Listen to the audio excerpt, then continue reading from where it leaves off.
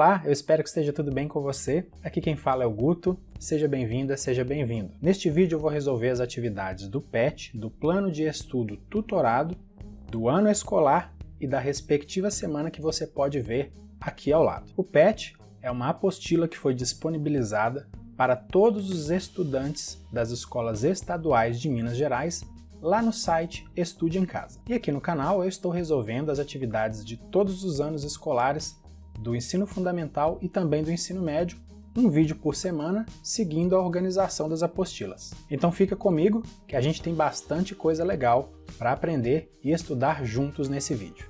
Vamos então resolver as atividades do Plano de Estudo Tutorado do 8º ano. Vamos resolver as atividades da semana 1. Aqui no início aparecem algumas orientações para os pais e responsáveis e também dica para o aluno. Vale a pena dar uma olhada nesse material. Logo em seguida, depois do título aqui da semana 1, aparecem as unidades temáticas, objetos de conhecimento, habilidades e conteúdos. E o conteúdo relacionado às atividades da semana 1 é fração geratriz de uma dízima periódica. A atividade 1 é uma atividade de pesquisa. Olha o que diz aqui. Pesquise na internet e assista a vídeos sobre dízimas periódicas simples e compostas. Seguem algumas sugestões de links de vídeos sobre o tema acima. Se você salvou essa apostila no seu computador ou no seu celular, quando você para aqui o cursor, a setinha do mouse, em cima desses links, eles se transformam numa mãozinha. Não sei se você consegue ver aí. Acredito que sim. Se você clicar nesses links, você será direcionado para esses vídeos. E esses vídeos eles falam sobre dízimas periódicas simples e compostas. Então, vale a pena você clicar para você olhar esses vídeos, tá bom? Aí, depois que você assistir esses vídeos, você prossegue aqui nas atividades. Olha só, temos aqui uma personagem que está falando assim. Agora que você já sabe sobre dízimas periódicas simples e compostas, vamos colocar em prática? Ou seja, você já tem que saber esse assunto. Mas eu vou te dar uma explicação antes. Qualquer dúvida, retorne e assista a mais videoaulas. Lembre-se que basta dividir o numerador pelo denominador. Aqui já está falando sobre a atividade 2, mas antes eu quero te dar uma explicação em relação a dízimas periódicas simples e compostas. É uma explicação bem rapidinho. Muito bem, o que é uma dízima periódica para começar? De modo bem simples, é um número decimal não exato, ou seja, ele tem infinitas casas decimais, ou seja, infinitos algarismos depois da vírgula, e esses algarismos depois da vírgula eles se repetem infinitamente, ou todos eles, ou uma parte deles. E agora eu vou te apresentar as características das dízimas periódicas simples e compostas. Na dízima periódica simples, logo após a vírgula está o período. Eu vou marcar essa palavra período aqui. O que é o período, gente? O período são os algarismos que se repetem infinitamente. Então, como dito, na dízima periódica simples, o período, ou seja, esses algarismos, esses algarismos que se repetem infinitamente, eles estão logo após a vírgula, tá vendo aqui, ó? 0,222, tá vendo que o 2, ele se repete infinitamente e já começa aqui logo após a vírgula. 13,454545, tá vendo que o 45, que é o padrão que vai se repetir, né? Os dois algarismos que vão se repetir, ele já começa aparecendo aqui logo após a vírgula. Aqui nesse caso, nós temos 1,17349, 17349. O padrão que se repete aqui é composto por mais algarismos, mas ele já começa a aparecer imediatamente depois da vírgula, tá vendo?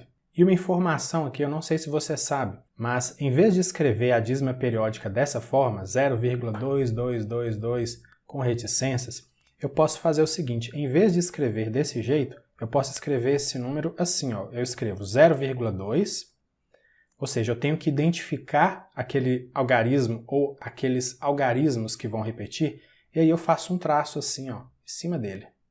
Esse número aqui, 0,2, com esse traço em cima, ele é uma dízima periódica. Isso aqui é uma representação de uma dízima periódica.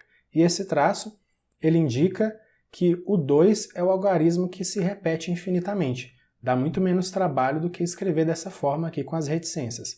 Mas as duas formas elas são muito comuns e elas estão corretas. Por exemplo, O 13,4545, qual que é o padrão aqui que está sendo repetido? É o 45, não é verdade? Então esse número ele pode ser escrito assim, ó, 13,45, e aí eu vou fazer um traço onde? Em cima de 45. Isso aqui indica que 45 é uma parte decimal que está sendo repetida infinitamente. No caso de 1,17349, 17349 ou 17349, né? Enfim, a gente pode escrever dessa forma.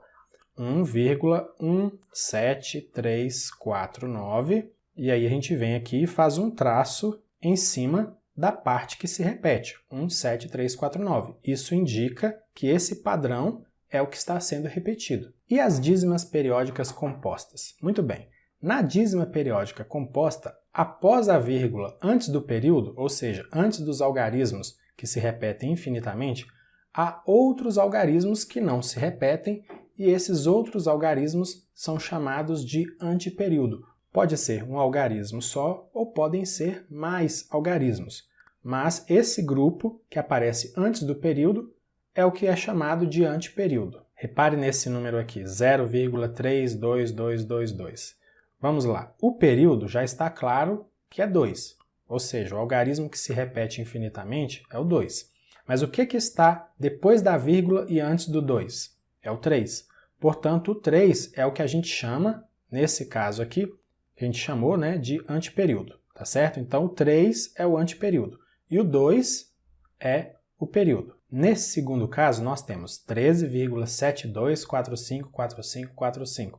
Percebe aqui que antes do período, que é 45, está claro aqui que 45 se repete infinitamente, a gente tem 72. Então, 72 seria o antiperíodo. E no último exemplo, nós temos 5,00777. Aqui, o que está depois da vírgula e antes do período? 00. O período é 7, está claro aqui que 7 se repete infinitamente, mas o 00 aparece aqui antes do período, 00, portanto, é o antiperíodo. E como que eu faria para representar esses números aqui, utilizando aquele tracinho? Olha, é muito simples. O tracinho ele só fica em cima do algarismo ou dos algarismos que se repetem. Então aqui eu escreveria esse número da seguinte forma, 0,32, e eu colocaria o traço, nesse caso, somente em cima do 2. Percebe? Nesse caso, 13,7245. O período é 45, então eu vou escrever 13,7245 e em cima do 45, que é o período, eu coloco o traço. Nesse caso aqui, 5,007. E eu vou colocar o traço em cima do 7, porque o 7 é o período. Depois dessa explicação rápida, vamos prosseguir aqui na atividade 2. Escreva as frações abaixo em números decimais. Registre todos os cálculos na atividade de cada item. Depois confirme os cálculos utilizando a calculadora. Então, primeiro vamos fazer os cálculos manualmente e depois vamos conferir na calculadora. Na letra A nós temos 9 quartos, 9 sobre 4. Lembra da dica aqui que foi dada pela personagem? Lembre-se que basta dividir o numerador pelo denominador. Porém, antes de fazer o cálculo, só de olhar 9 dividido por 4, não é uma divisão com o resultado inteiro, confere? Então eu quero te dar uma explicação rápida sobre um assunto que muitos alunos têm muita dificuldade e ficam perdidos na hora de fazer uma divisão em que aparece a vírgula. A dica que eu vou te dar para você nunca ficar na dúvida em que momento você deve colocar a vírgula é essa aqui. Todo número inteiro ele pode ser escrito dessa forma aqui, ó. O 9 ele pode ser escrito como 9,0, ou ele pode ser escrito como 9,00, ou quantos zeros eu quiser colocar aqui. Você concorda? Guarde essa informação porque eu vou utilizar isso nessa operação aqui e nas próximas também. Você vai ver como que isso aqui é útil. Montando a operação 9 dividido por 4, eu vou deixar um espaço aqui, você vai entender por quê já já. Vou colocar aqui o traço, 9 dividido por 4, só que em vez de colocar 9, eu vou colocar 9,00. Se eu quisesse colocar mais um zero aqui, tudo bem, mas eu vou colocar 9,00 e vou começar a minha divisão. Olha só, 9 dividido por 4 dá 2. 2 vezes 4 dá 8 e o resto é 1. Estou fazendo aqui pelo método breve, tá? Mas se você quisesse fazer 9 menos 8, o resultado ia ser 1. Muito bem, acabou aqui o 1, só que a minha divisão ela ainda não foi finalizada, porque o resto é 1. O que eu preciso fazer nesse caso agora? Abaixar o próximo número, que nesse caso é o 0. Só que como esse 0 aqui ele está depois da vírgula, isso significa que aqui no quociente o meu resultado também tem que vir depois da vírgula. Vou abaixar aqui então esse 0. Tá vendo só como colocar esses algarismos aqui foi útil? Se esses algarismos não estivessem aqui, a gente ia ter que tirar esses zeros do além. E é exatamente isso que muito aluno pensa. Muito aluno pensa que vai colocando zeros ali na quantidade que você quiser e esses zeros eles não saem de lugar nenhum. Mas na verdade, eles saem dessa representação aqui que eu falei com vocês. Todo número ele pode ser escrito, todo número inteiro ele pode ser escrito dessa forma. Se é 9, 9,00. É o mesmo número, não mudou nada. Eu simplesmente representei com algumas casas decimais. E essa é uma técnica que me ajuda a fazer a conta de divisão de uma forma melhor e mais clara. É claro que essa é a minha opinião, se você faz a conta do outro jeito e entende, perfeito. A gente não precisa discutir por isso. Mas vamos prosseguir aqui. 10 dividido por 4 dá 2. 2 vezes 4 dá 8. 8 para 10 dá 2. O resto ainda não foi 0. Então o que eu vou fazer? Eu vou descer o próximo 0. E vamos fazer a divisão normal. 20 dividido por 4 dá 5. 5 vezes 4 dá 20. 20 para 20, 0. Ou seja, 9 dividido por 4 é 2,25 e o resultado é 0. Ou seja, embora o resultado seja decimal, essa é uma divisão exata porque a gente conseguiu chegar até o resto 0. Na letra B, nós temos 1/6, 1 sobre 6. Vamos armar a operação 1, e eu vou colocar o dividido por 6 bem distante aqui, você vai entender por quê. Eu já sei que na hora que eu dividir 1 por 6, isso não vai dar uma divisão inteira, não vai dar uma divisão exata, o resultado não vai ser inteiro inicialmente. Então eu já vou escrever o 1 aqui, colocando pelo menos 2 zeros. E vamos ver o que acontece. Quando eu tento dividir o 1 por 6, não dá. Então o que eu vou ter que fazer? Eu vou ter que dividir 10 por 6. Mas repare que na hora que eu formei o 10 aqui, eu passei pela vírgula. Ou seja, o meu resultado ele vai estar na primeira casa decimal lá no quociente. Isso significa que eu tenho que colocar uma vírgula e antes da vírgula um 0, porque nenhum número começa só da vírgula. Agora vamos lá. 10 dividido por 6, isso dá 1. 1 vezes 6 dá 6. 6 para 10, o resto é 4. Correto? Prosseguindo, desço outro 0. 40 dividido por 6 dá 6. 6 vezes 6 dá 36. 36 para 40, resto 4. Acabaram os meus zeros aqui, mas lembra que 1,00 é 1,000 quantos zeros eu quiser. Então agora eu posso colocar um 0 aqui e eu já sei que esse 0 ele não é imaginário, ele não vem do além. Ele viria da próxima casa decimal que eu teria aqui. Então colocando um 0 aqui, ó, 40 dividido por 6 dá 6 de novo. 6 vezes 6, 36. 36 para 40 dá resto 4. Você está percebendo que isso aqui não vai acabar nunca? Se eu colocar um 0 aqui e fizer 40 dividido por 6, vai dar 6 de novo. 6 vezes 6 vai dar 36 e o resto vai ser 4 novamente.